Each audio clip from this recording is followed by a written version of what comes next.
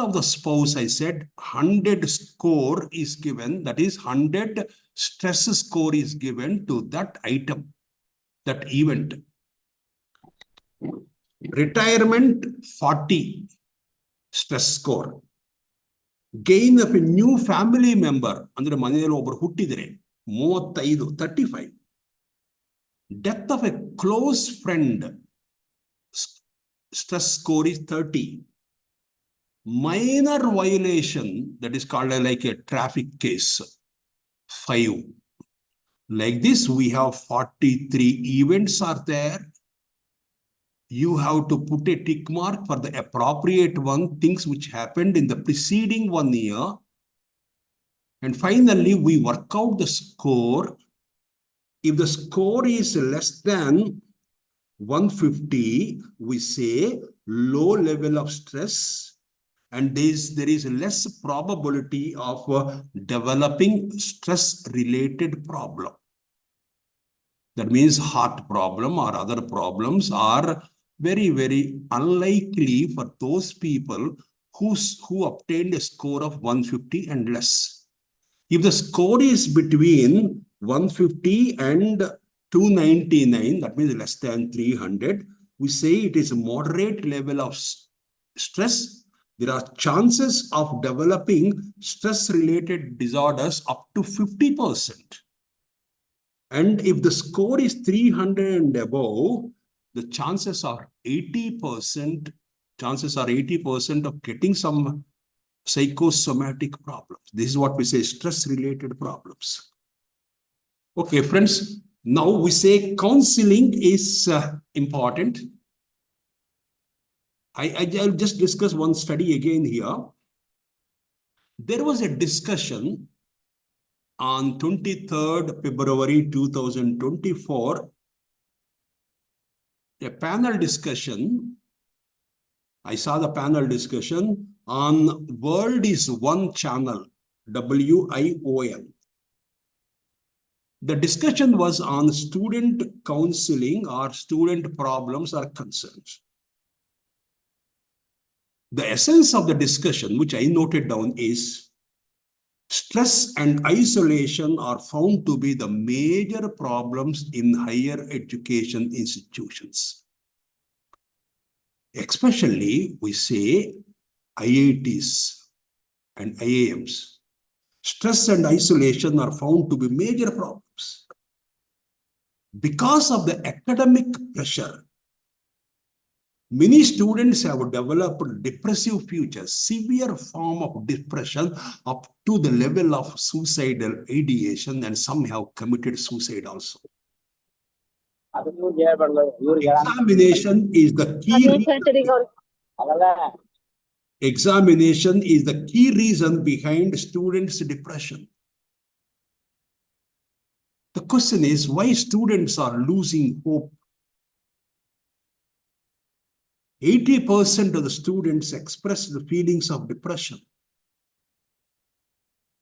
The features are, I'm a shame, I'm a burden, I'm a useless person. Nothing can be done. These are the things. Girls outnumber boys in terms of experiencing stress.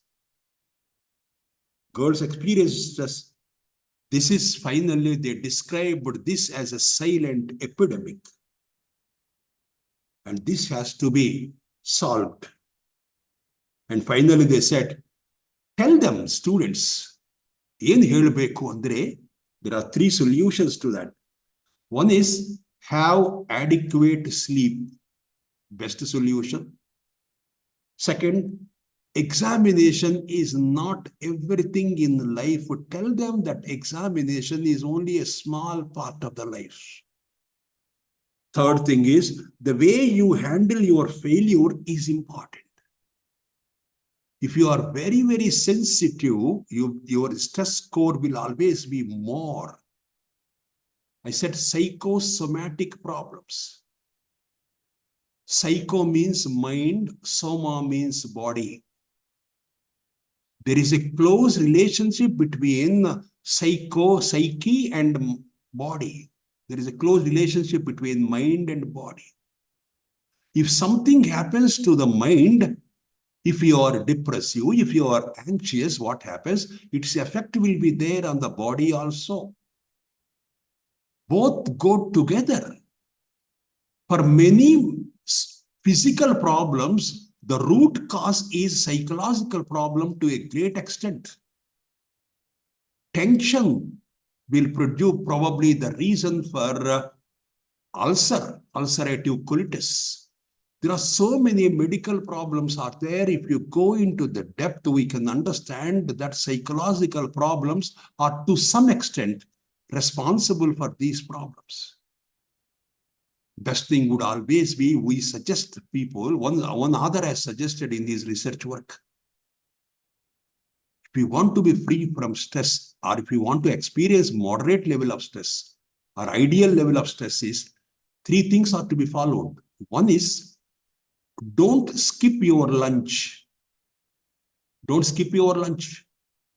If you have the habit of taking your lunch at 1:30, you continue that only. Don't postpone that for any reason. Don't skip your lunch. Second thing is, don't work on holidays, Sunday or other days. Don't come to the college and work. That is a time you have to spend with your family members. Go for an outing. Take them for an outing. Be happy with your family members. This is second. The third thing is, don't carry office work home. Don't bring office work to your residence. Don't bring all the files to your residence and correct those files here. Don't bring office work home. Don't work on Sundays and holidays. And don't skip your lunch. If you follow these 3 principles, I think stress will be at a manageable level. Later, what happened? Counseling centers have been established in many higher education institutions. Bangalore University has a counseling center. Mysore University has a counseling center in the Department of Psychology. We have counseling centers with different nomenclature. Some universities have set up students' service centers or student service centers. Many educational institutions, including traditional universities, profession-oriented institutions, colleges, and polytechnics, have student service centers or similar nomenclature. These centers are to guide students toward academic, professional, and personal success. These centers have for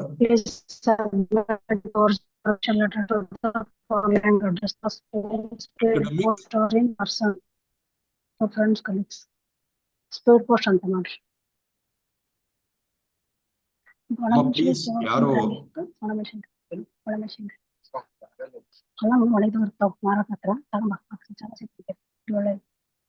mute ಅಲ್ಲಿ ಇಡಬೇಕಮ್ಮ, ಸ್ವಲ್ಪ ನೋಡಮ್ಮ ಯಾರೋ. These centers guide students towards academic, professional, and personal services success.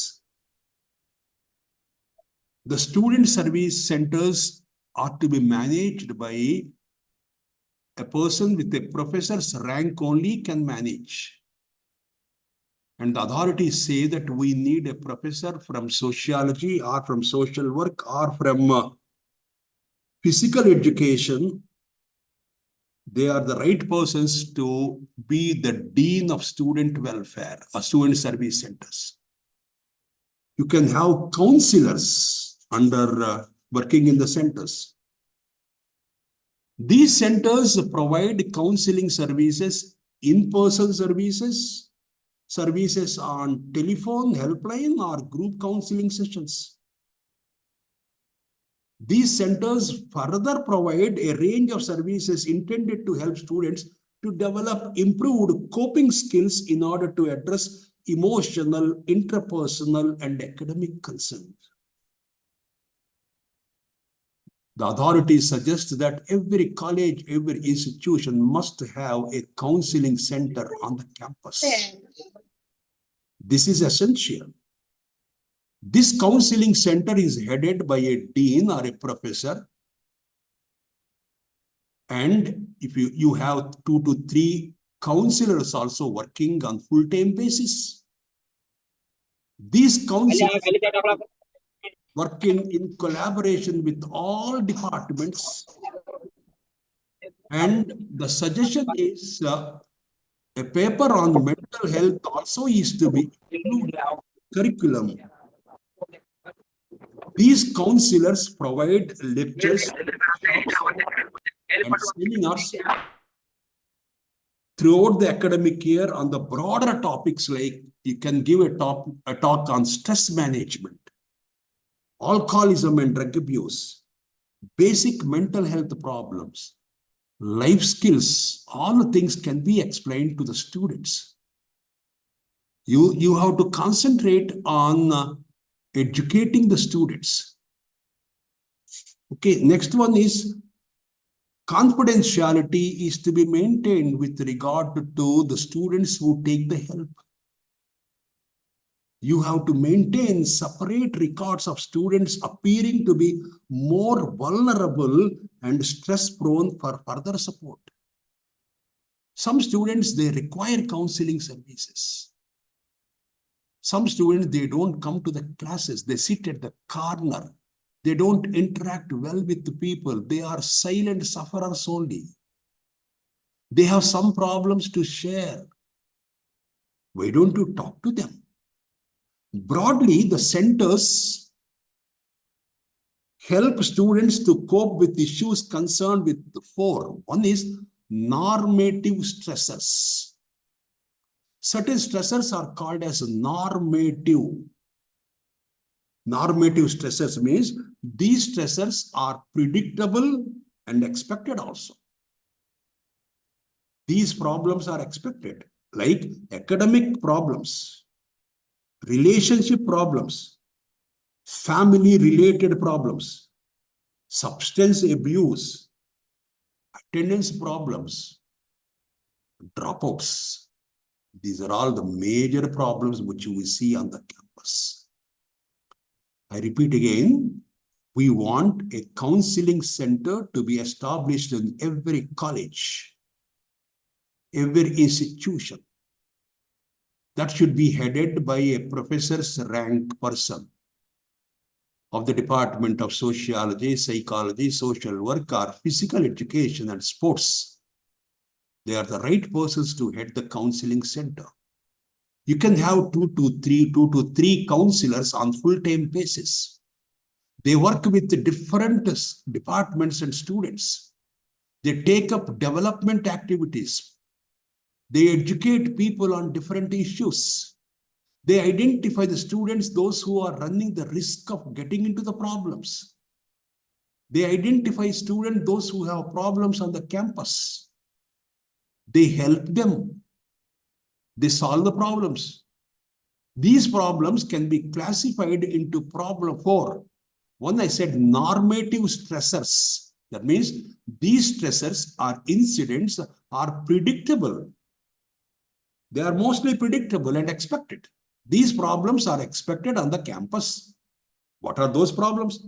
Academic problems, relationship problems, relationship between students, family-related problems, especially poverty of the family, substance abuse, attendance problems, dropouts. These are all the normative stressors. We also have non-normative stressors. They are all unexpected life events, which are not typical across life cycle. For example, serious illness of a family member at home, death of a family member, or accidents.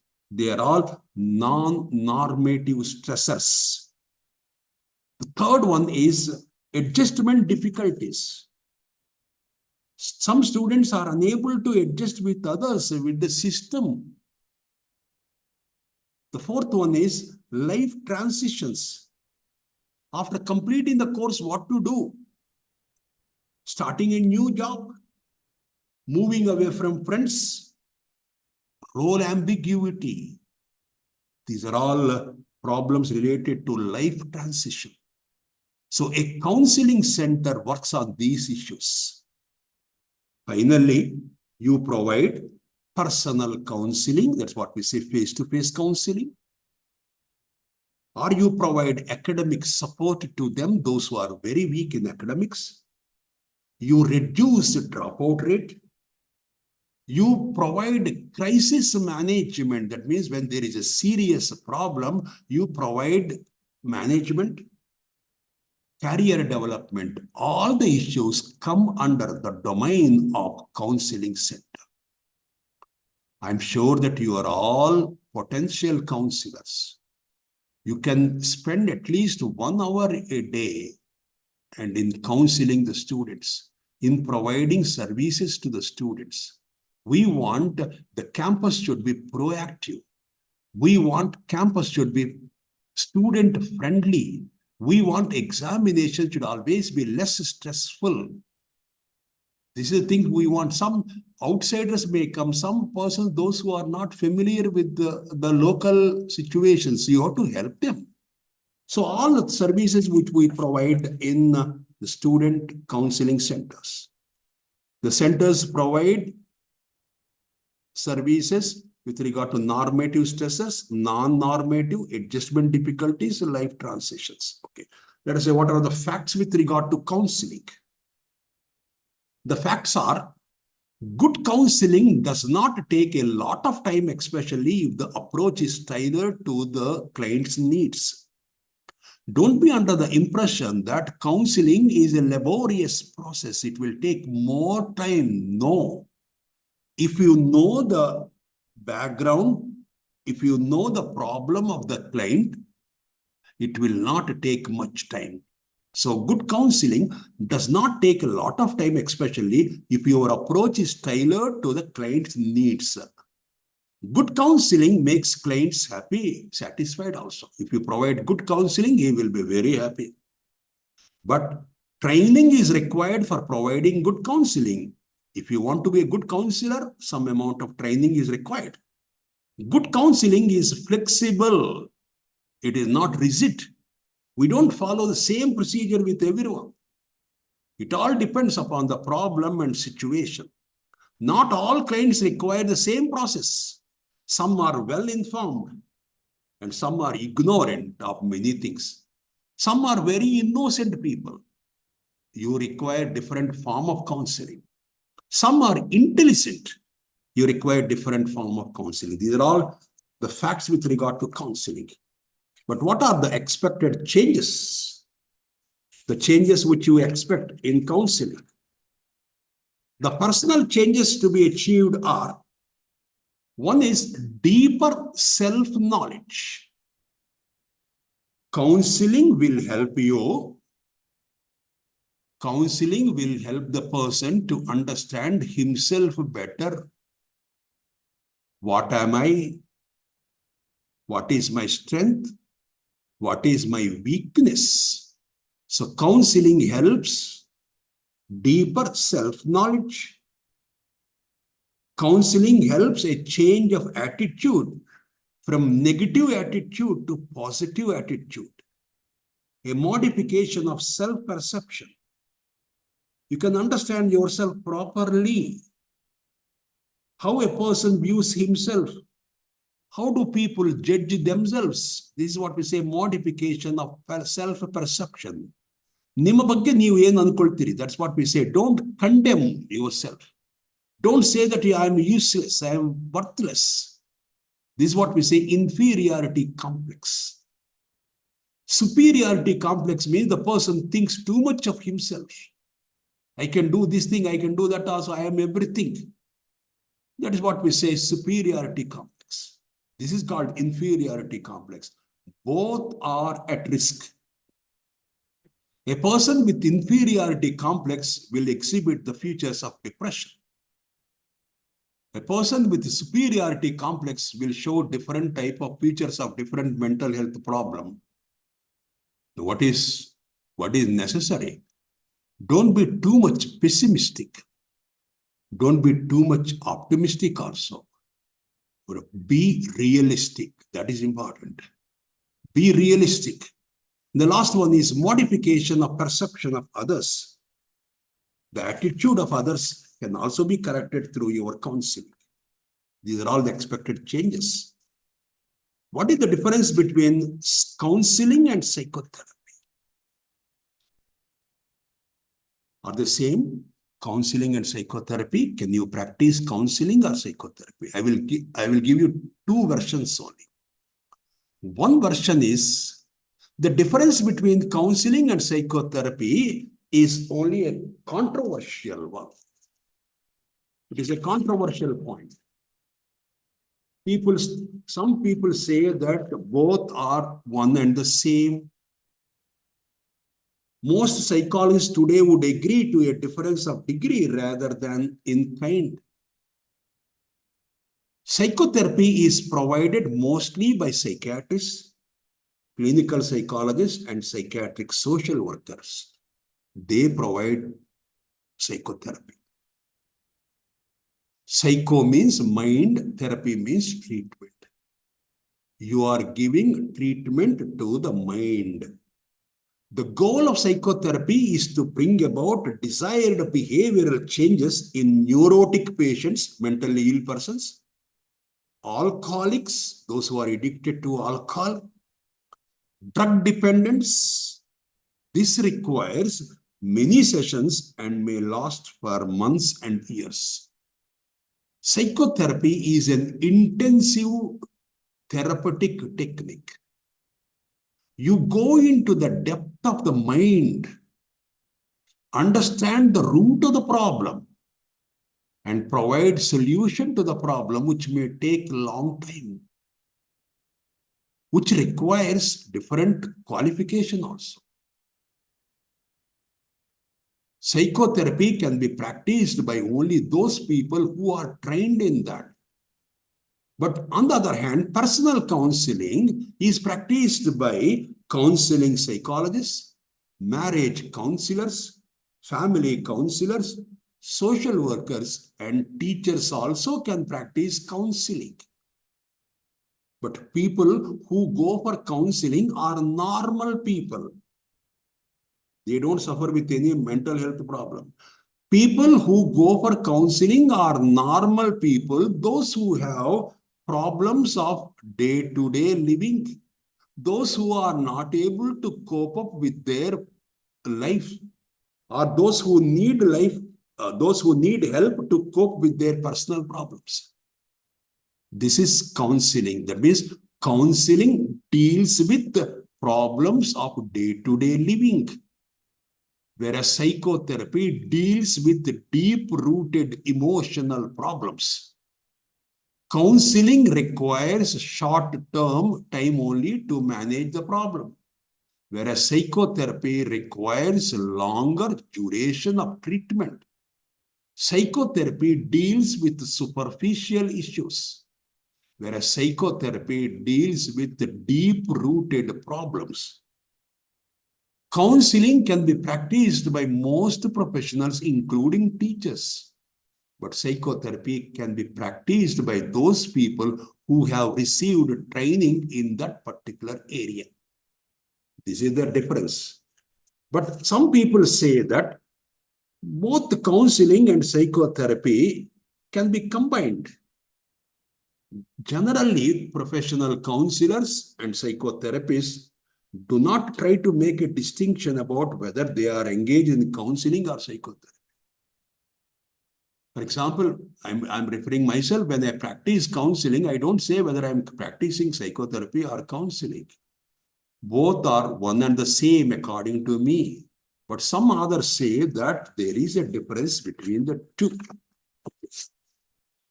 Okay. But psychotherapy deals with the deep-rooted problems and counseling deals with the day-to-day problems. Okay. Next one is, what are the requirements of a counselor? If you want to become a counselor, what are the requirements? One is well-balanced personality that is required for a counselor. Please identify whether you have all the qualities. I'm sure that you have all. Well-balanced personality means not to be short-tempered. If you are a short-tempered person, if you are very, very sensitive, probably you are not fit for counseling profession. Well-balanced person. Second is superior intellectual ability and judgment. You should have exceptional qualities, exceptional capabilities with regard to memory, with regard to reasoning, with regard to ability to find and solve problems. If you have these superior intellectual ability and judgment, you are the right person. Third one is curiosity to learn. It means update your knowledge. Don't depend on skills for a long time. Literature review has to be done. Update your knowledge, update your skill periodically. Then only you will be a successful counselor. Interest in persons as individuals, a regard for the integrity of others. Treat everyone with respect. Treat everyone with respect. Don't condemn any individual. Next, insight into your own personality and characteristics. And have some sense of humor also. Don't be serious all the time.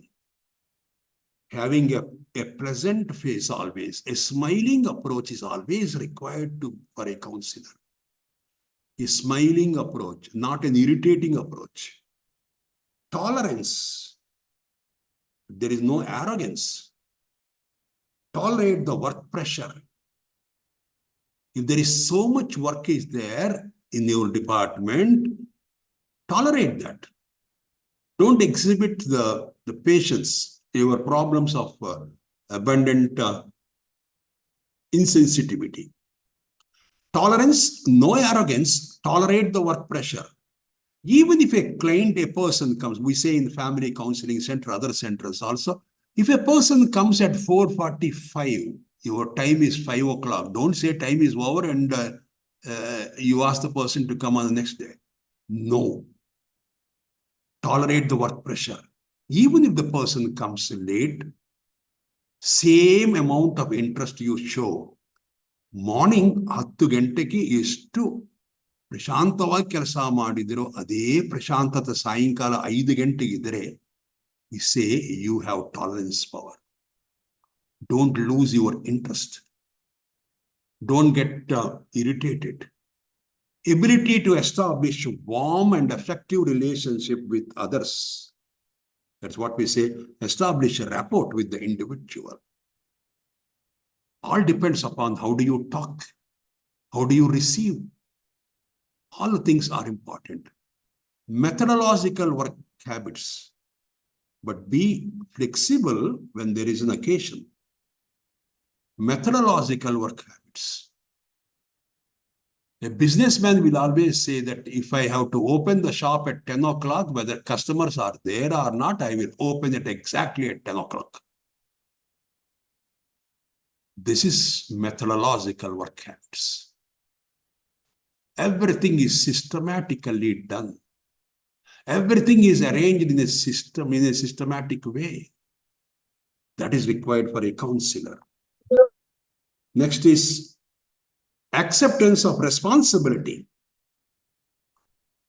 Accept the responsibility. Whatever, don't say that you are tired, you are burdened.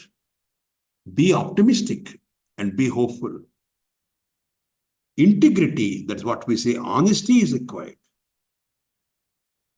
Okay. Self-control, you should resist the impulses and temptations. Stability, you should be very, very firm.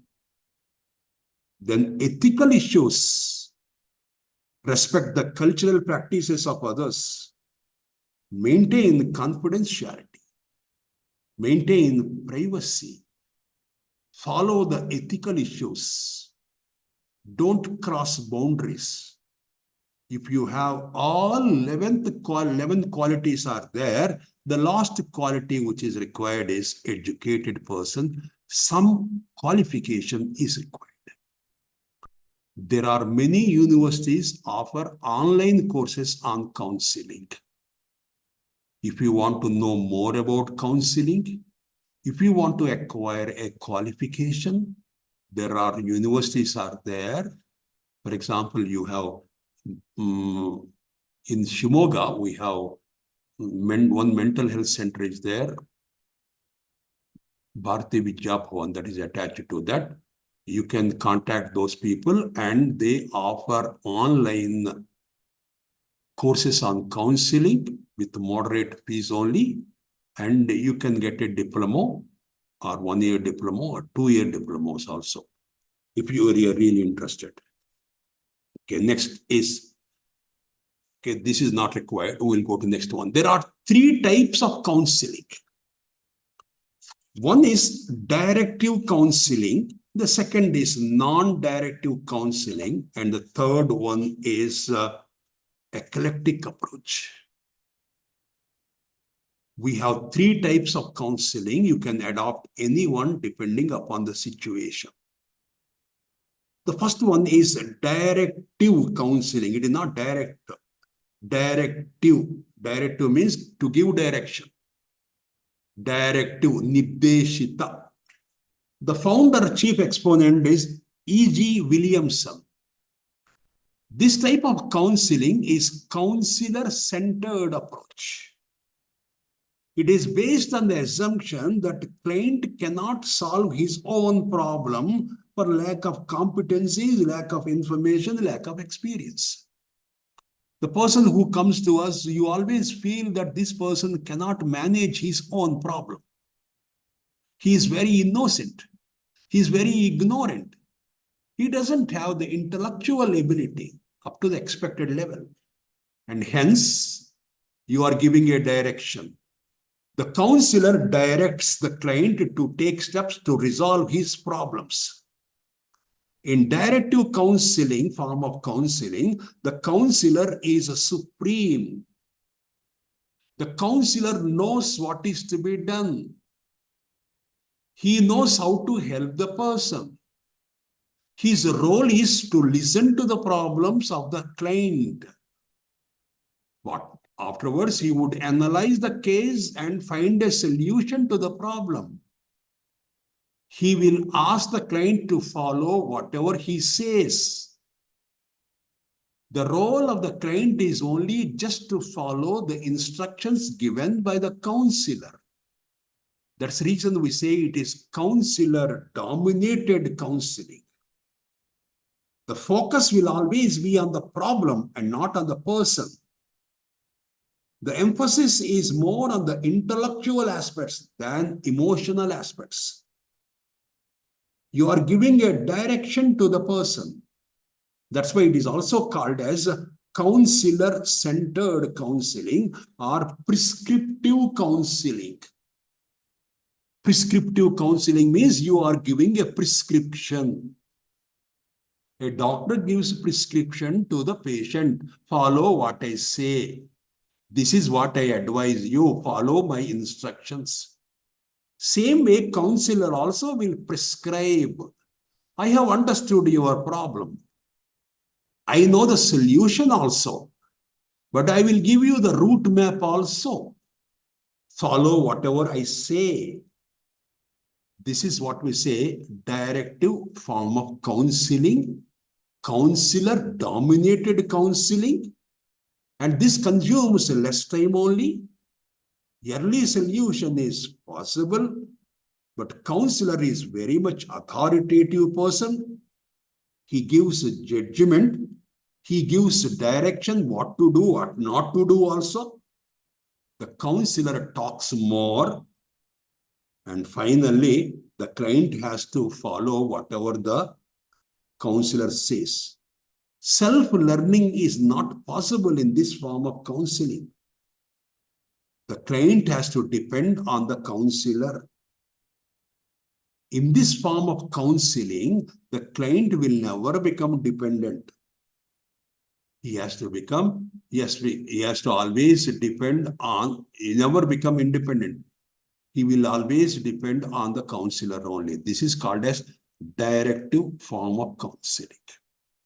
I just repeat again, directive form of counseling means that the counselor gives the direction. The counselor shows the way. This is how you have to go. This is your problem. This is my solution. I am suggesting you do what I say.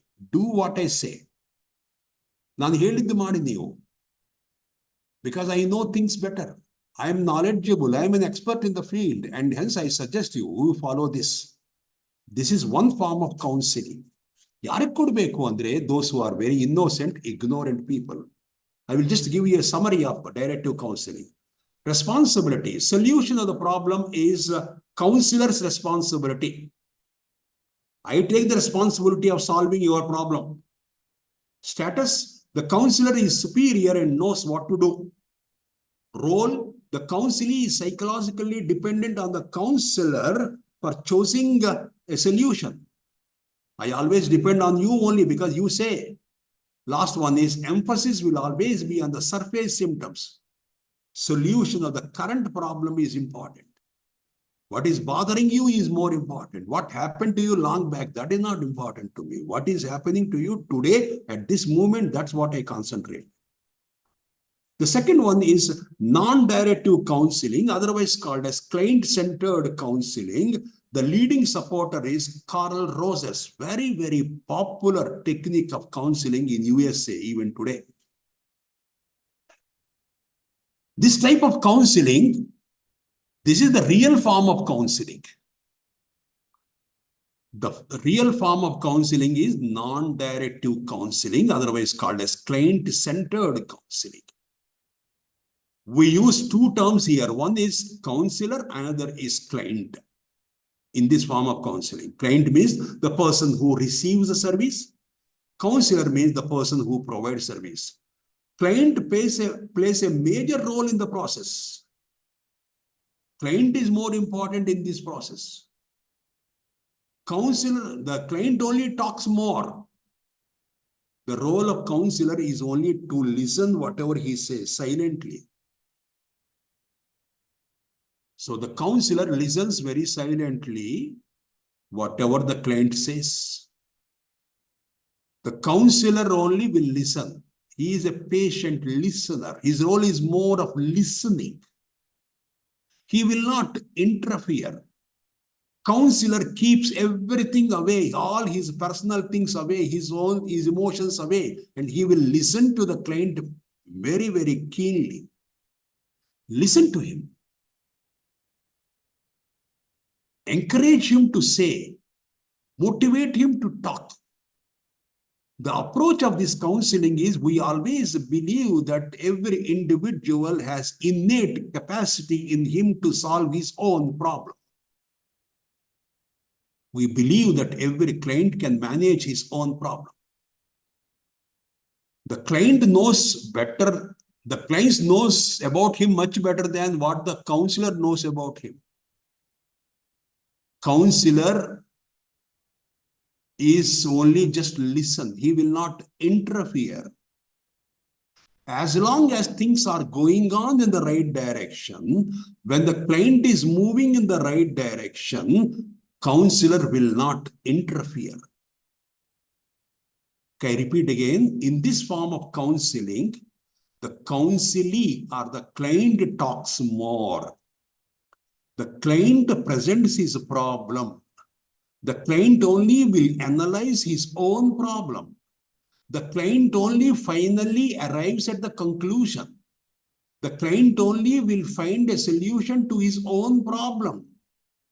And everything is done by the client only. But counselor is there who motivates you, who stimulates you, who encourages you, but who will not advise you. We believe that client knows about himself much better than what I know about the client. You know much about your problem. You know much about yourself. So decide what is good for you.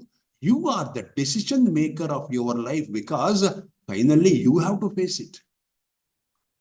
Because you decide what is good for you. As long as your decision is moving in the right direction, I will not interfere.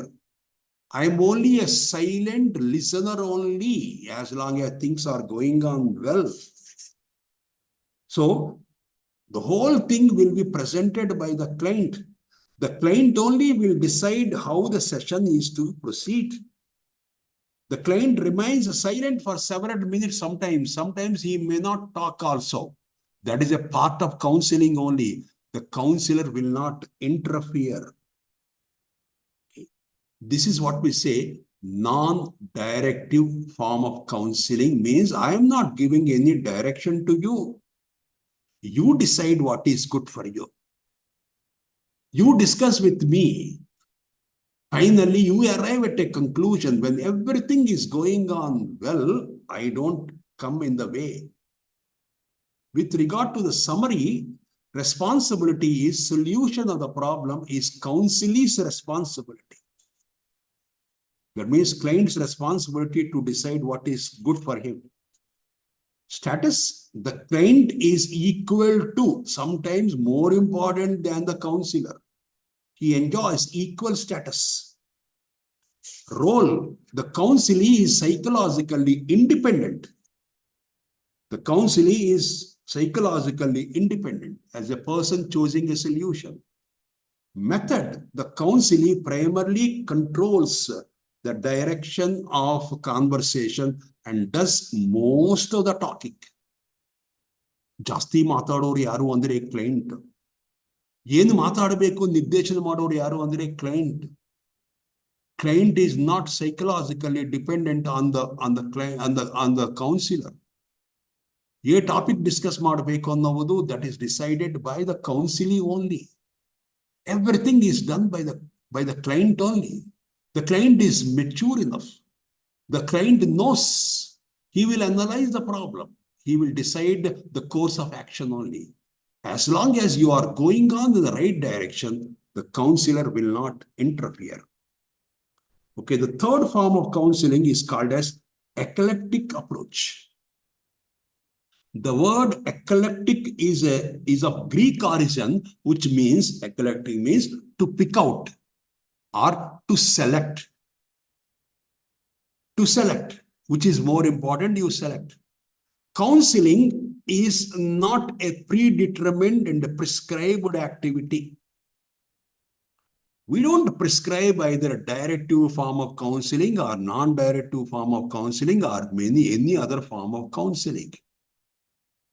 Clients are not fitted to one method of counseling. In eclectic counseling, the therapist uses all the techniques he feels more appropriate for the given situation. Please understand again, eclectic approach means, in eclectic approach, the therapist uses whatever techniques he or she feels are most appropriate for the given situation. Okay, a client has come now with a problem. How to help him? Can I take some points from directive form of counseling? In this case, yes. Some points of non-directive counseling are also to be taken. You take some more points from other forms of counseling. You combine everything and use it. That is called as eclectic counseling. Eclectic means selecting a procedure that suits the client and his conditions. Don't try to put him in a procedure at hand. Don't try to put him under either directive or non-directive. You select what is important.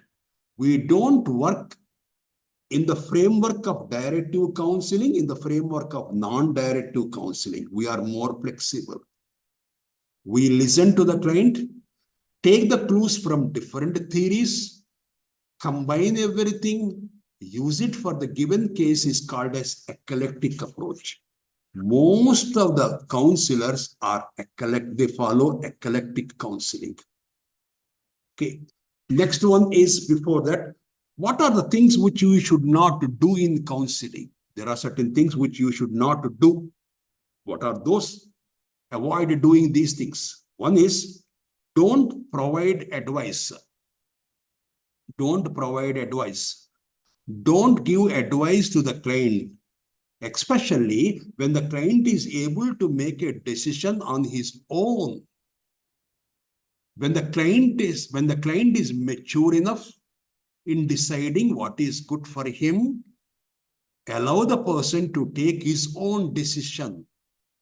Don't impose your advice on him. Don't give advice when it is not asked. Okay, second is non-judgmental. You are not a judge to say whether he is right or wrong. You are only a counselor. Your job is to listen to people only, not to become a judge, not to say that you are right and he is wrong. You are not the person to say whether somebody is innocent or somebody is guilty. That is not your job. Your job is only to listen. So be non-judgmental. Don't give advice when the person is able to think on his own, decide what is good for him. But when to advise? When the person is innocent, ignorant, not able to understand things, in those remote cases only you can advise. But otherwise, generally, we don't advise. Next one is, don't push counselors' values. Don't impose your values on the client. Don't impose your beliefs on the client. Don't reject or criticize the values of the client. Whatever practices they have, don't criticize. If somebody is having the habit of going to temple, allow him to go. Respect those sentiments. Respect the beliefs. Respect the culture of other persons. Even though your culture is something different from the culture of the client, respect the culture of the person. This is important. Respect their culture. Respect their values. Respect their beliefs. Next is not to encourage the client to behave as the counselor. Don't say that you are a model. Don't say that I am a good person, follow me. No. Don't say that you are a model to others. And last one is, don't have any emotional attachment with the client. Your role is to help the client person only, not to have any emotional attachment. Okay, next one is, what are the tools we use in counseling? We don't have any equipment. We don't have any machinery. We have only certain tools are there. Those tools are, one is interview, second is observation, third is listening, fourth one is professional relationship. These four are the tools. But if you strictly speaking, if you say strictly, all four are to be combined. Everything will be combined together only. In interview, you see observation. In interview, you see listening also. And through professional relationship only, you can conduct the interview. All four go together. But I will explain each one separately. What is interview? Inter means between, view means understanding. Interview means it is a conversation between two persons with a definite purpose. A conversation between a counselor and a client with a definite purpose. And the purpose is known to both the parties. It is a two-way communication. Interview is a dialogue. It is not a monologue. It is not a monologue, it is a dialogue. Interview is not interrogation. In interrogation, the policeman will ask question, the other person will respond to it. That is called as interrogation. Interview is not interrogation. Interview is a mutual view of each other. It is a conversation between two minds is called interview. It is a systematic method by which a person enters more or less imaginatively into the life of a comparative stranger. That is called interview. Interview is an interactional process, a mutual view of each other. We use interview in counseling. Interview, that means counseling means it one way we say it is a talk therapy. Talk therapy. Therapy means treatment. Talk means what would you say? So interview means it is a conversation. We have different forms of interview. One is we have structured interview, we have unstructured interview. Structured interview means questions are prepared well in advance. Questions are there before you. You ask questions one after the other without altering the sequence, without adding a new question, without deleting anything existing question. This is called structured interview. Structured interview means everything is there before you, only all questions are there. You have to ask him and fill it up. This is structured interview. Unstructured interview means questions are not there before you. It is a very, very loose method, very flexible method, very informal method. So unstructured interview, otherwise called as informal interview, unguided interview. You ask questions. All will not be asked same question in the same way. Depending upon the situation, depending upon the person, depending upon his background, you ask questions and get the response from him. This is called as unstructured interview. You have to follow, you have to adopt the unstructured interview, which is very good for counseling. Unstructured interview means we don't come with any preparation of questions. Everything will be spontaneous only. Everything is on the basis of the response given for the first question, you ask the second question. If you don't understand the question, I repeat the question. I will explain to you. That's what we say informal type of interview, unstructured form of interview, unguided form of interview. Whereas structured interview means all questions are there, well framed in a system. All questions are there only one after the other. You have to ask the same question, same wording, same order. Everything is same only. That means all will be asked same questions in the same manner. Structured interview. Unstructured interview means which is very, very loose method. But this requires skill, unstructured interview. Second is you can classify the interview on the basis of the time you require. One is short interview, another is long interview. Long interview means when the person comes to you first time for help, you require more time to talk to him, listen to him, understand him, and get the information. That's what we say, long interview, first attempt. Generally, it takes 45 minutes to 1 hour. Short interview means when the person comes for follow-up, it's called a short interview. Short interview will be generally 15 minutes. 15 minutes. So long interview, short interview, structured interview, unstructured interview. Next is we have 3 types of interview. Again, one is research interview, another is a diagnostic interview, the last one is treatment interview.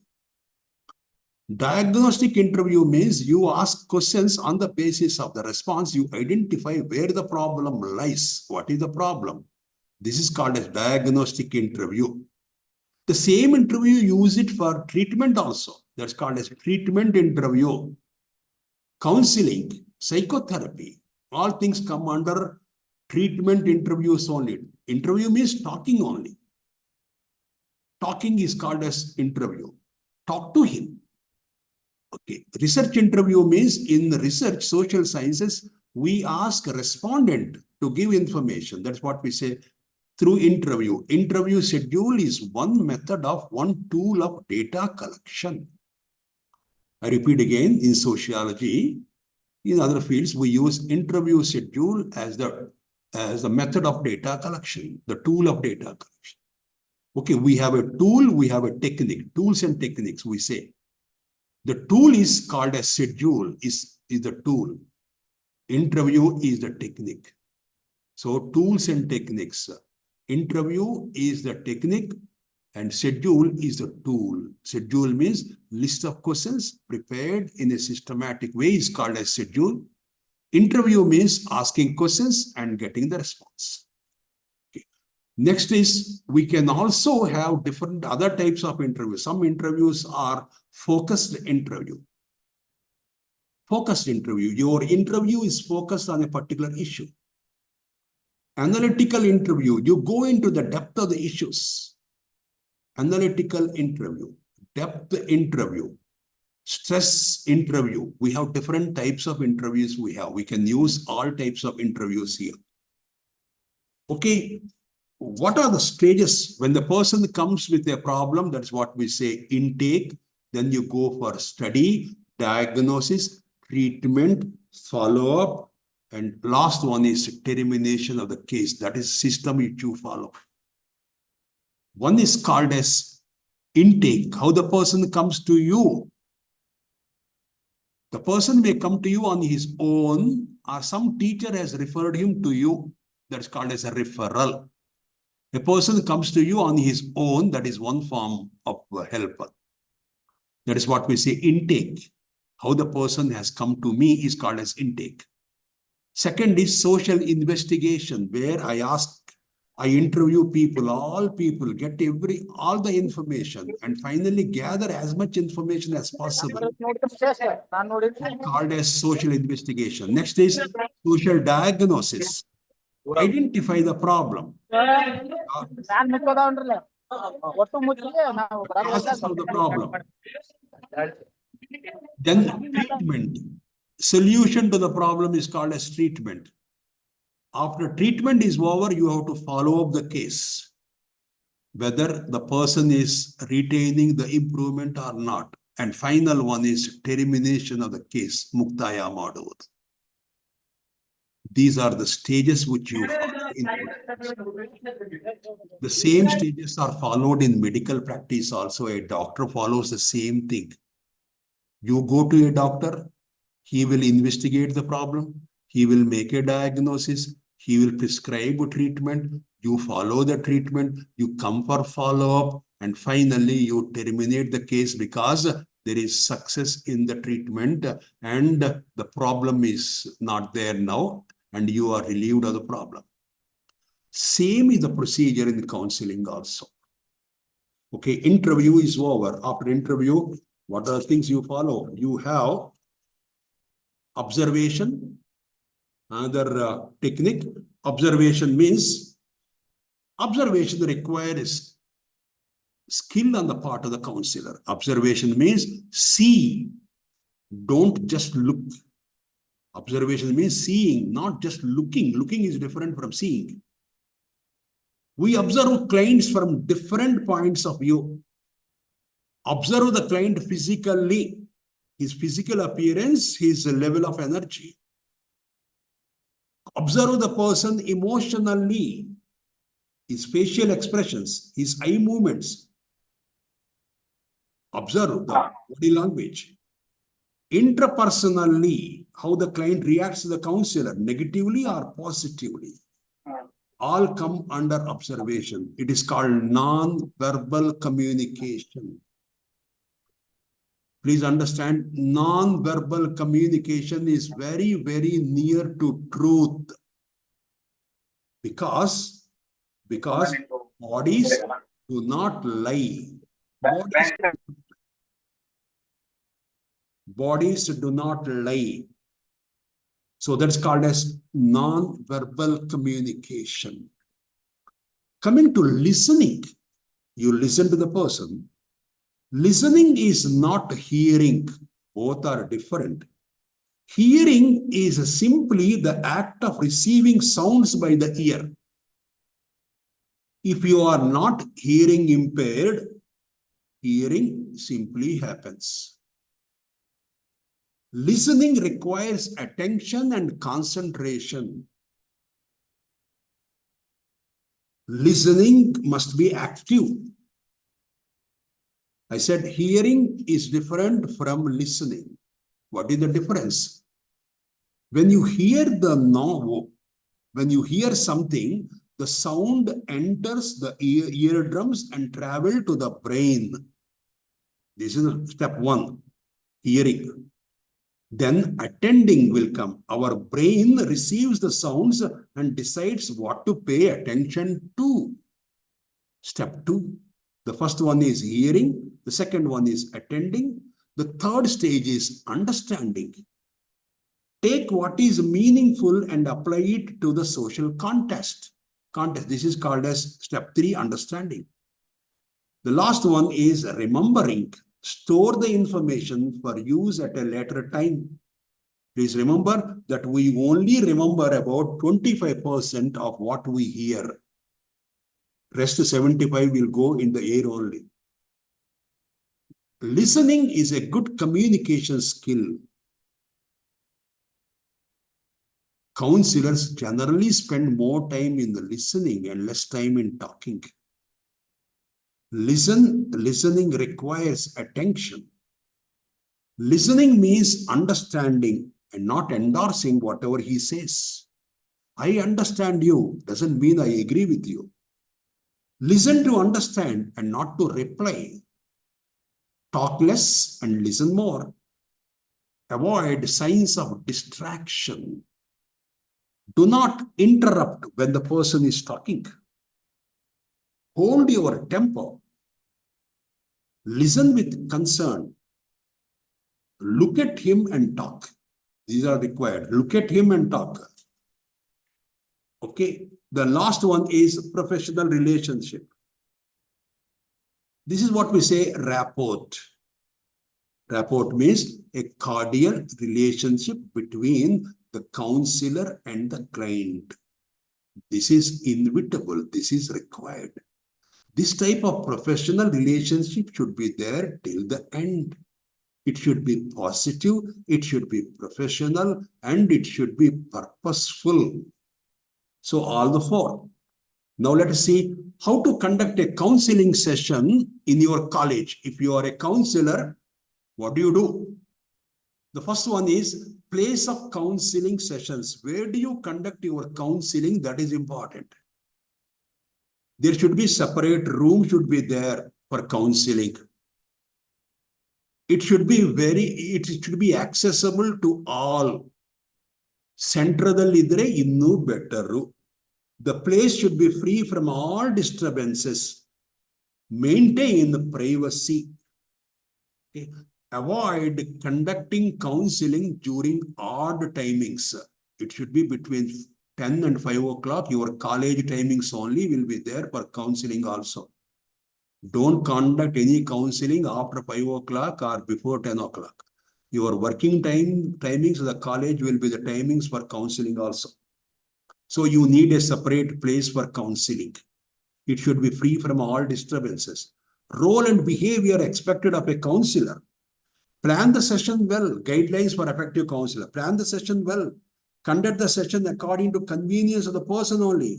Maintain the timings. Greet the client. When the person comes inside, say hello. Have a small talk. Have a small talk means Uta aita, Tindi aita. Offer him a seat. Be polite. Show respect. Maintain optimum physical distance. Sit very near to the client. Not very at an extreme place. Introduce yourself properly, who you are. And give the ethical aspects also. Tell him that whatever information you give, that will be kept confidential. You can trust me well. Ethical issues are to be discussed. All ethical issues. Plan the time properly.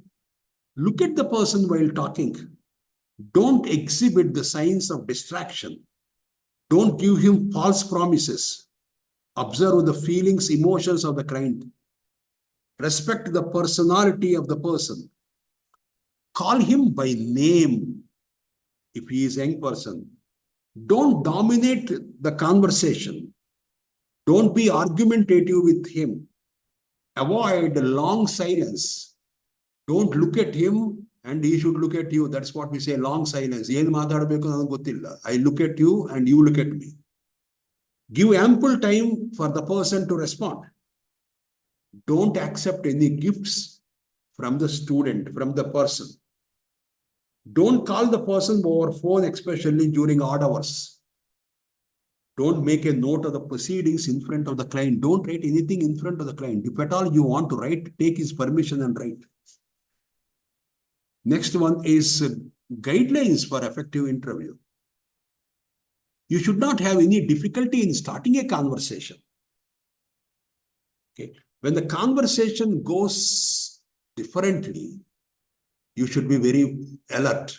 That means when you are talking something about emotional issues are there, the person may cry, may weep also. Allow him to weep, allow him to cry. Allow him to do so. But if it is extreme, then you have to interfere. Okay. There should be natural closure for the interview. That means natural closure means it should not be closed abruptly. Next thing is questions to ask. What questions to ask? Your questions should be very simple, to the point. Ask only one question only at any given time. Questions must be timely. Use good language. Don't ask questions which are difficult to recall. Things which happened long back. Don't try to ask those things because very difficult to recall also. There should be coherence, orderliness in your questions. Avoid closed-ended questions. Closed-ended questions means yes or no type of answers. Either questions avoid as far as possible. Ask open-ended questions. Open-ended questions means give him more time to respond. This is called as open-ended question. Uta ayita, closed-ended question. Aitu agilla aste. Yenu tindidri neevu, that's called as open-ended question. Open-ended question means the person has to think and respond rather than giving mechanical answers or one-word answers only. Okay, this is how you have to ask. Sometimes you can ask blended questions. Blended questions means you can ask two questions only rarely. For example, one question you say, I heard that you are not happy with something. Is it so? Yes, no. He may say either yes or no. Okay, if it is yes, can you say something more about that? This is called as blended questions, where you have asked two questions, but the first question is closed-ended question, and the second one is open-ended questions. Okay, next is what type of questions are to be avoided? Lengthy questions to be avoided. Don't ask a very lengthy question. Leading questions are to be avoided. Leading question means the question itself, in the question itself, you have the response. You want that response only to come. Double questions, don't do it. Closed-ended questions, avoid. Teasing questions, bullying type of questions, threatening type of questions, tricky questions, too personal questions, presuming type of questions, blunt questions. These questions are not to be asked when you talk to the person. Okay, the next one is effective listening. I have already told you effective listening means talk more and listen, talk less and listen more. And last one I said about observation also. So all these methods, all the techniques are used in counseling. Okay, the process of counseling, it involves three phases. The first phase is rapport building. That means establishing relationship with the individual, like invite him inside, offer him a seat, have a small talk, a pleasant smile, eye contact, encourage the person to talk more, and don't rush through, don't write anything in front of him. Rapport building. Yenu madabardu andre, don't attend other activities. Don't attend any other activity. Look at him only. And no expression should not be there. You should express. When something he says, you have to express your feelings also. Okay. This is about rapport building. Exploration means going into the depth of the issues, ask questions and get more and more information about the problem. But what you should not do, don't criticize him, don't condemn him, don't discourage him, don't suggest a problem to him, don't suggest a cause also to him. These things should not be done. The next one is action planning. Action planning, take a decision and follow up. So that means finally you come to a conclusion, find out the alternatives also and arrive at a conclusion and follow up the case. And last one is terminate the case. But in certain conditions, you have to refer the case to another agency. When to refer the case? One, when there is a danger to the client. Danger to the client. There is a possibility of self-harm. Suicidal ideas are there. Unable to take care of himself. Again, I say, deliberate self-harm. He may injure himself. He may express suicidal ideas and unable to take care of himself. If the person is violent, aggressive, abusive, assaultive, when the legal issues are involved in the case, when there is no visible improvement in the condition of the case after your counseling, when there are psychiatric symptoms are there, when there is some problem with regard to the brain, that's what we say, organic issues, head injuries, or anything like epilepsy, high fever, brain problems. Under these conditions, you have to refer the case to another agency for further help. So don't take care of those things. When you are not able to manage, when you have all the problems, refer the case to experienced person only, to the medical college only, to the hospital only. Last thing is unethical issues are there. Client dumping. Client dumping means you don't want to treat him further. So you dump him, you leave him. You say that everything is all right, sir. Now you are happy, go. The client says, I am not happy, I am not comfortable, I am not satisfied with your treatment. Something is still left out. Still you leave him. Dual relationship.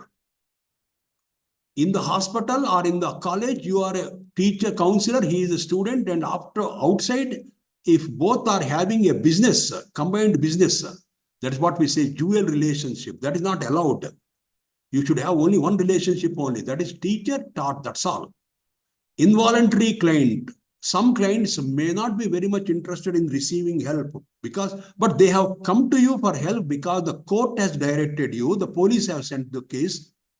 But they are not really motivated. That is what we say, involuntary client. That means ill-motivated client. He has come to you because somebody has compelled him to come. So for those cases, you cannot do much help. Violation of confidentiality. Whatever information that is given by the client, if you share the information with others, if you publish that information in a newspaper, in a journal, or if you publish his photograph also with the problem, you are liable to be prosecuted. Please understand that one. The last one is, one more is there, which I have not mentioned here, that is called as flight into illness. And some clients are fond of the counselor. They like the counselor very much. Even after the help is given, they want to continue the counseling with you. That is what we say, flight into illness. Because they don't want to leave you. They have some attachment with you. That you have to identify and deal with it properly. That is very similar to institutional neurosis. That's what we say in hospitals. Some patients are very much fond of staying in the hospital only. Even if you discharge him, they will come in the evening only again. They come back because they love the hospital so much that they don't want to go out and live independently. The same way, the same problem may be found here. Friends, I have other slides also, areas of counseling. It can be practiced in family counseling centers, marriage counseling centers, HIV testing and counseling centers, crisis intervention situations, substance abuse and counseling, employee counseling. These issues ಬೇರೆ ಎಲ್ಲೇನೋ ಸಿಕ್ಕಿದ್ರೆ ಮಾತಾಡೋಣ.